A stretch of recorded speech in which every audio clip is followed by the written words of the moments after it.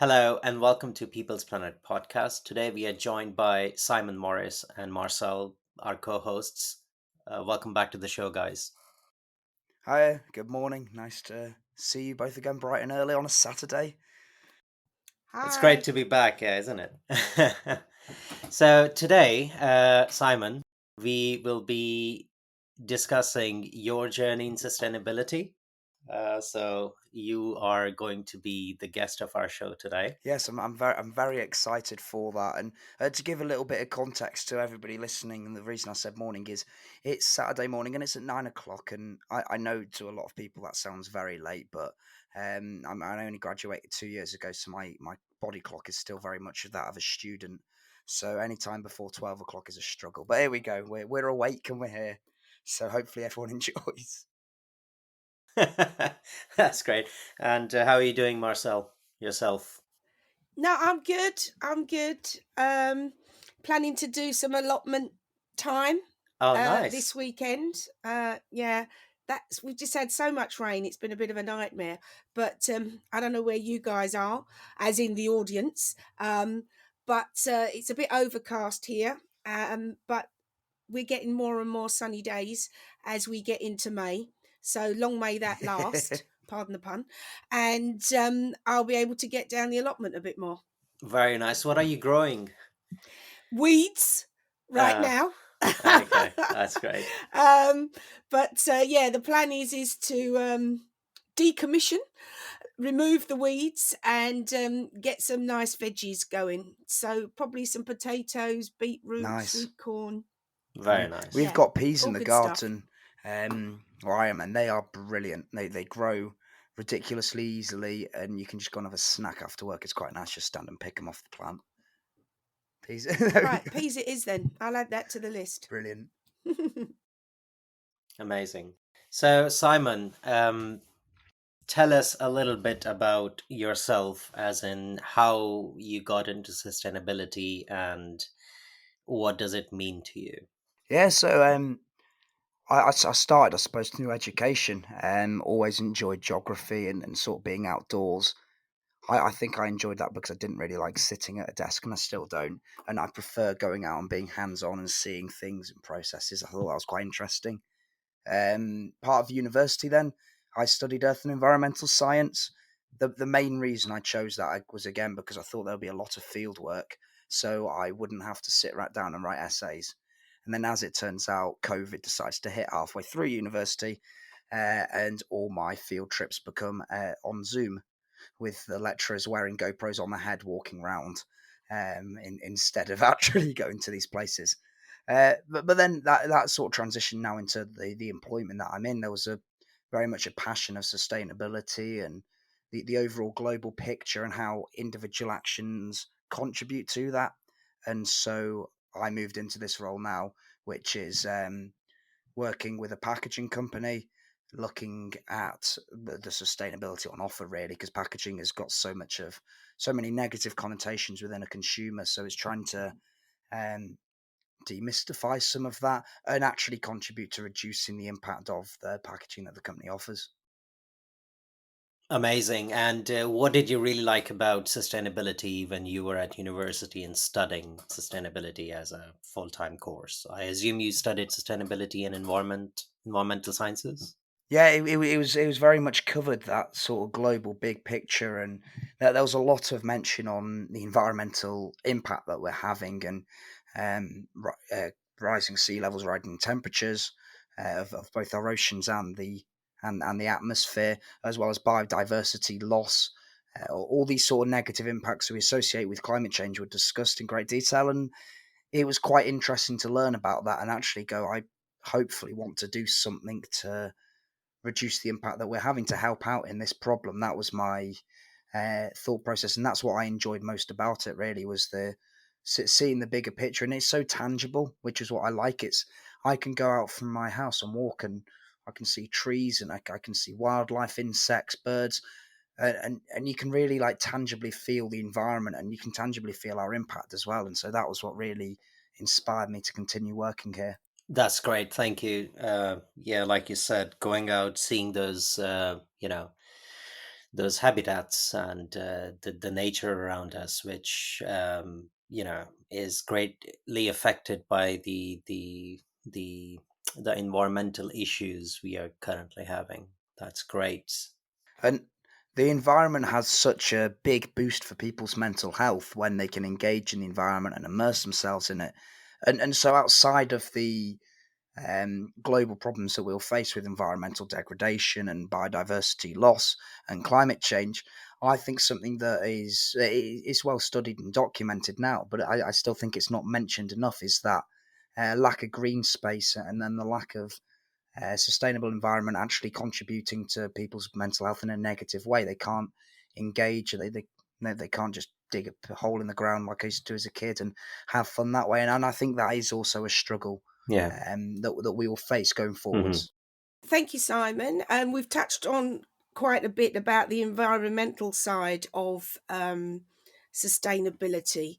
Kat, how do you feel about the economic impacts? And we also touched on the social there. You talked about people's well-being.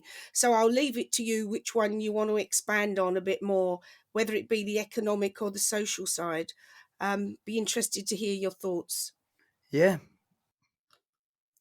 it's interesting. You can look at them both from almost a commercial standpoint, which is what I'm currently doing in my role, and as a global as a global issue. So globally, there's three pillars to sustainability: the environment, economy, and social society.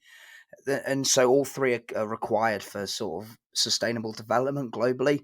You can preserve the environment, but if you're doing a net cost to a country, to people, then it's not going to be sustainable long term in terms of there's not going to be a longevity to those schemes that are done. And it's the same mentality in business.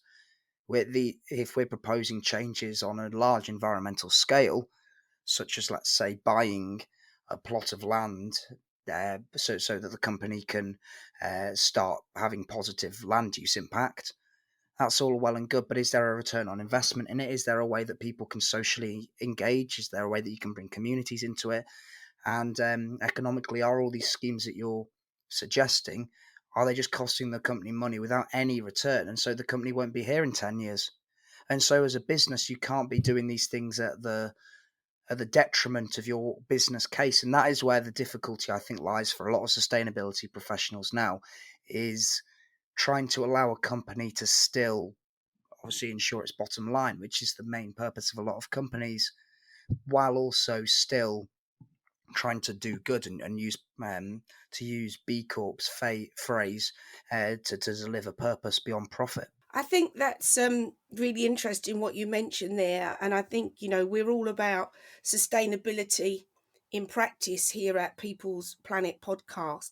So, any experience you have that you can share with our listeners with regards to business, how does sustainability show up for me if I'm a business Yeah, and I'm a small business? I'm sure it's such a broad topic, but if I'm a small business compared to being a large corporation, what resources, skills, and knowledge that I have available to be able to yeah, contribute towards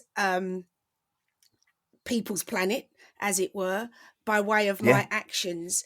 Anything about your role? Apologies for that, folks. Um, Anything about your role that you can share with our listeners in that regard?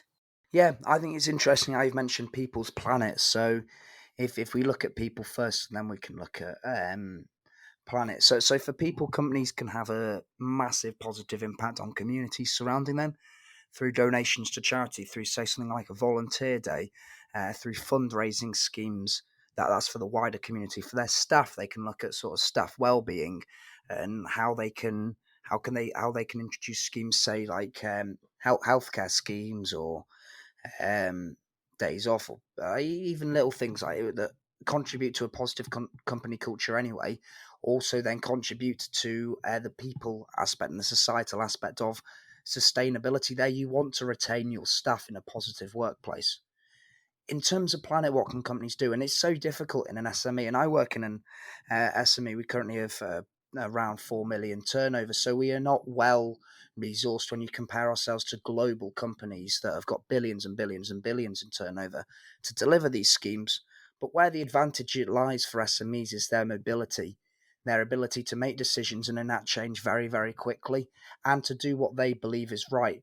A lot of companies aren't family run at that sort of scale, so they're not held to account by hundreds of directors and shareholders, each wanting to pull in different directions.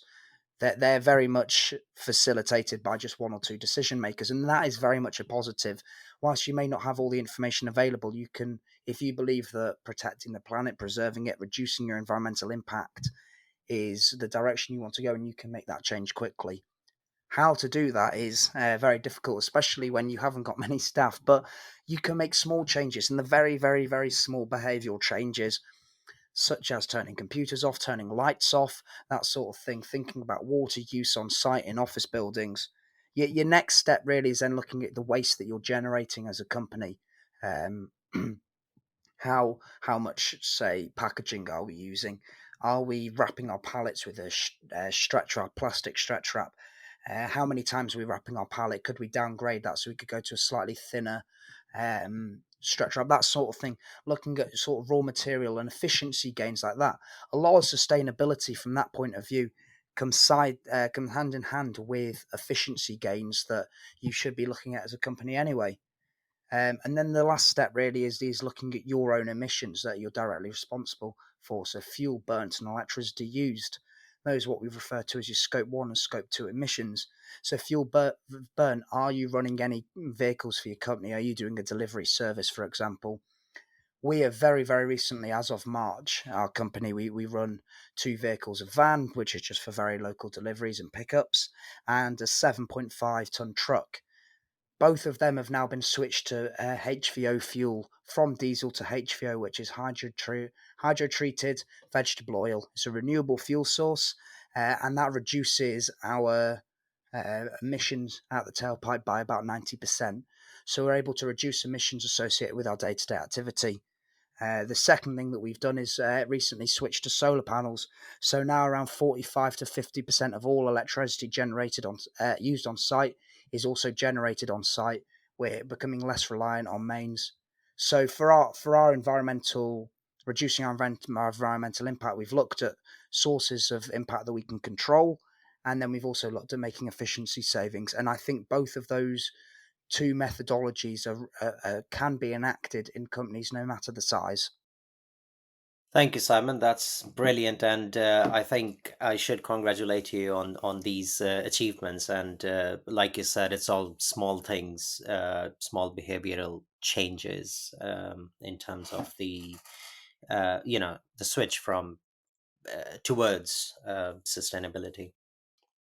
Can you tell our listeners a very brief background, or in terms of what these emissions are?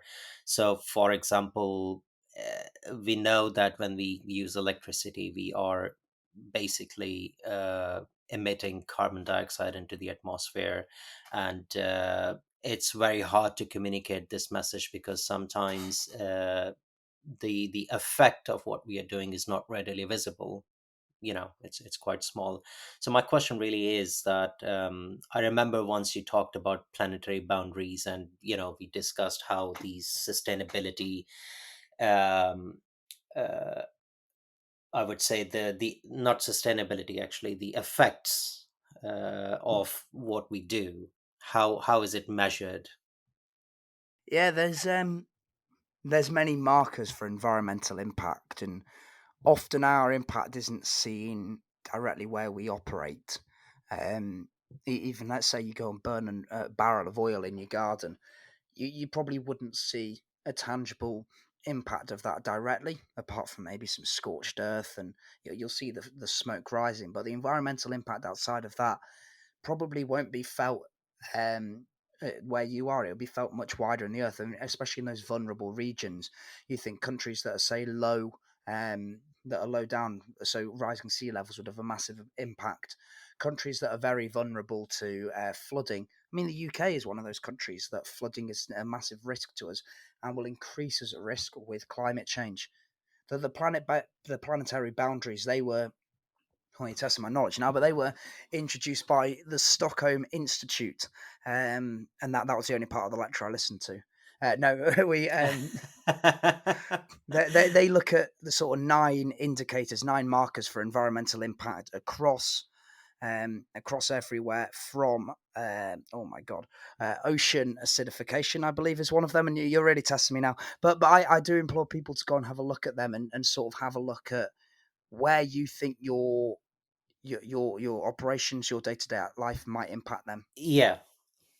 So another thing that I picked up in the last question was that you mentioned companies dealing with sustainability that have billions and billions of dollars, and they have that disposable income and um, resources to work on that. So for SME, if I'm a SME, how easy it would be, or how difficult would it be for me to measure what happens if I burn a barrel in my factory or premises?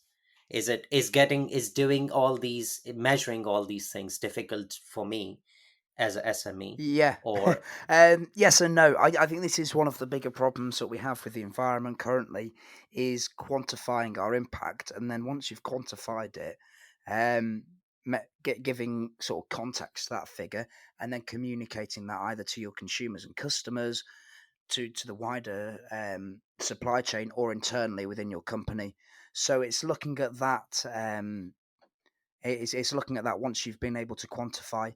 To quantify your impact, we have a tool called life cycle assessment that is often widely used, especially to understand the impact of a specific product, to look at whether there's hotspots within the supply chain, within the raw materials used.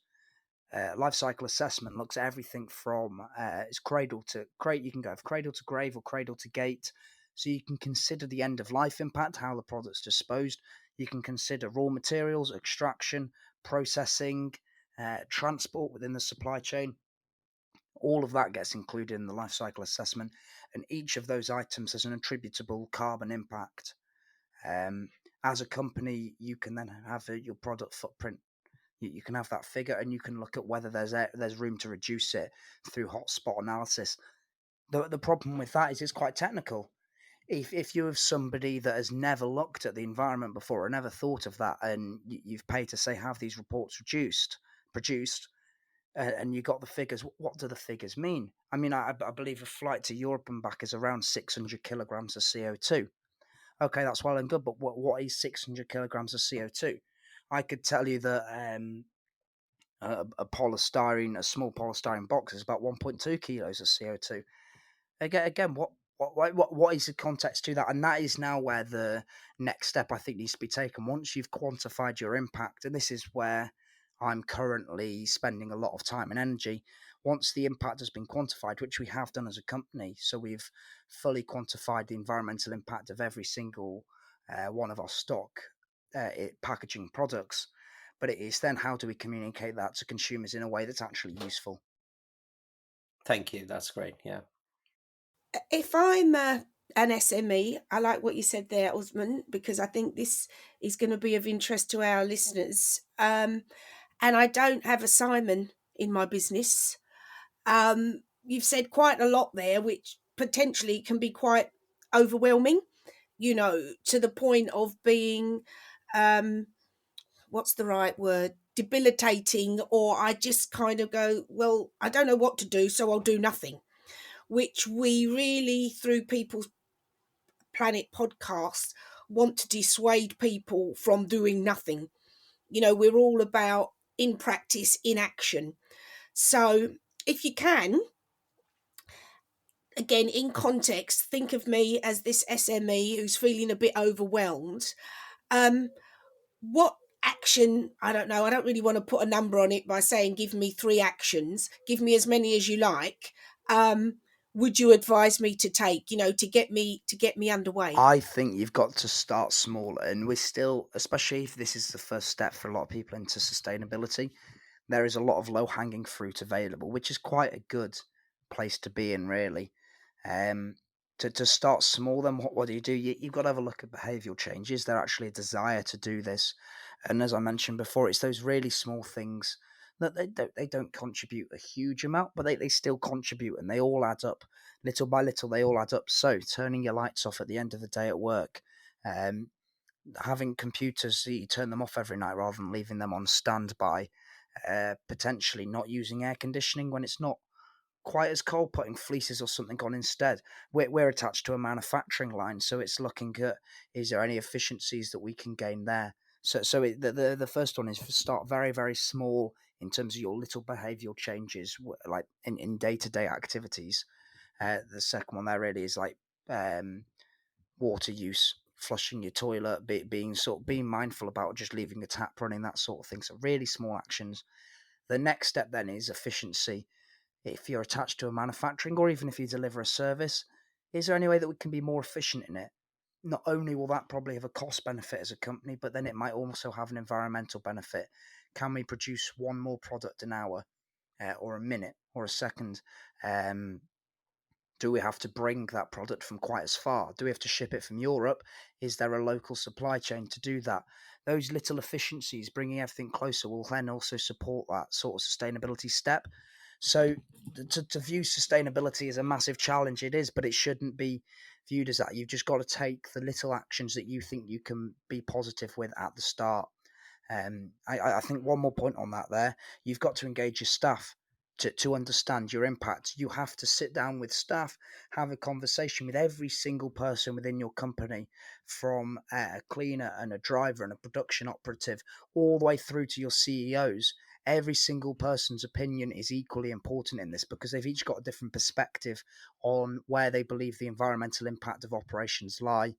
So have a conversation with them, understand it. You might have an production operative tell you, actually, we're wasting a load when we start our machines every morning. There's a load of waste attributed to that. Suddenly, you've got a sort of answer there for reducing waste, which can contribute to your overall sustainability package. Start small. Thank you, Simon. That's brilliant. I've got a question about that. So, I guess the punchline here is behavioral change to start with, which is great. But if I'm talking to someone about, let's say, uh, sustainability and behavioral change, uh, it could be that, and maybe some of our listeners could relate. Someone could come back and say, well, what difference is it going to make to biodiversity loss, for example, if I turn off the lights 1 hour earlier? How do you deal with that? I think it is. It's a frustrating argument to be had, and it also stems into that further one, as sort of you hear it politically mentioned, especially on the people that campaign almost against climate change. Um, that they can say, well, if we're having an impact, yes, but look at X, look at Y, look at China, look at India, look at the emissions that they're having and the impact that they're having. It's frustrating because we are still having an impact. Uh, we are still contributing, and you can't say, well, I'm not going to do it because somebody else hasn't done it. If you believe it's the right thing, you have to do this change. You have to start small and start somewhere, and you can then be confident and happy in the fact that you are doing what you can to play a part. And in time, everybody will slowly adopt that mentality and that ethos, whether it is through choice, whether they realise how. Are we allowed to swear? No, we're not allowed. I've got a shaking head. We're not allowed to swear. They realise how effed the environment is. They then start thinking, right, I need to make change there, or or they're legislatively demanded. The government are pushing us to make change. You have to start these steps now. So when these processes happen, you are on the wave. You're on the crest of the wave with everybody else. You've got to operate almost in. You've got to ignore what other people are doing. Focus on yourself, and then you can collaborate. So focus on yourself. Don't worry yourself about other people, and then start collaborating and seeing how that change happens. One more quick point on that. Sorry, Marcel. Now Is go for it. we're a packaging company, so we sell packaging to other businesses. We sell business to business for those businesses to then send. Primarily, it's food and drink, so it's insulated packaging for food and drink direct to consumer. We we have a responsibility to reduce our footprint because the managing director, the company, believe it's the right thing to do. Not only that, by reducing our impact, we are then reducing the environmental impact of the packaging for our customers, the other businesses. So it suddenly becomes interlinked. By making our small changes, those small changes are sort of snowballed slowly into greater impact for everybody else. Thank you, Simon. What I wanted to pick up on there was, that negativity that we encounter, sadly, by people. So what difference can I make? And people, resist change. They get in their little comfort bubble of doing the same old. And I always like to remind them of the plastic bag tax, as I'm going to call it. It wasn't huge, was it? Yes, yeah, Um, but now you see so many more people in the supermarket um, with their, was it forever bag type of thing. But yeah, initially, yeah, when it was suggested that this might need to happen, people were resistant, and now it's the norm. yeah. So, like you say, it's about persisting and making what needs to be done the norm, and people then just do it without thinking about it. But yeah, it's that initial pushback that we all need to find a way to overcome. So thanks for sharing there. Yeah, I think you have to look. As I said though, the phrase before that B Corp use, it's looking at profit, purpose beyond profit, and I think that is what sustainability now is. It is how do you deliver value, from your company, because companies have a massive impact and they play a massive part in a community. A small company may employ 5 or 10 people, but there's still 5 or 10 people out of a local community that are now engaged day to day with your operations. So if you can be a bastion for change there, they'll start chatting to their mates down the pub, at the gym. They'll start chatting to people who then may take that into their company and their company. And it's making those small changes and trying to get it adopted, finding your push and pull factors. Um, are you being forced to do something by the government, by regulatory bodies? Are you doing something because everybody else in your sector is, so you have to do it to keep up? Or are you doing this because you think it's the right thing? Understand your reason why, and it will make that change easier to adopt. And it will make that change easier to communicate both internally, to internal stakeholders and also externally. And then I think the last one, as we've said a few times now, is start small, start very small, take the low hanging fruit first, and consider both the planet and people. I've done it the wrong way around for the podcast, but consider both people and planet, and then also consider the impact it is having to your business. Make sure you're still staying in business in 10 years' time while doing good by people, by the planet. I think that's my conclusion point. Thank you, Simon. That's great. I guess let's call it there. It was a pleasure to have you on the episode. We got a lot of things that we discussed in this, and hopefully it was useful and helpful for the audience as well. And like you said, sustainability starts with small acts and small things. I think it's fair to say from the recap of this episode is that it's to start with, it's more about behavioral changes.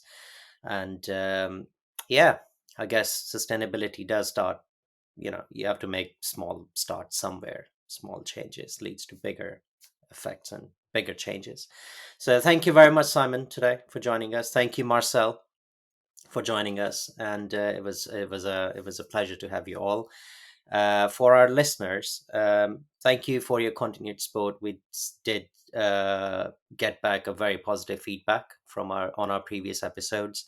Um, if you would like to get in touch with us, or be a part of this show, or be a part of discussions on sustainability, please do reach us out at peoplesplanetpodcast@gmail.com. You can also reach us out on the socials. So if you have any questions, we would also leave a Q&A card at the bottom of this episode. Uh, Please do leave us your thoughts or any questions you have there. Thank you very much for joining, and we'll see you in the next one. See you soon. Thanks, everyone.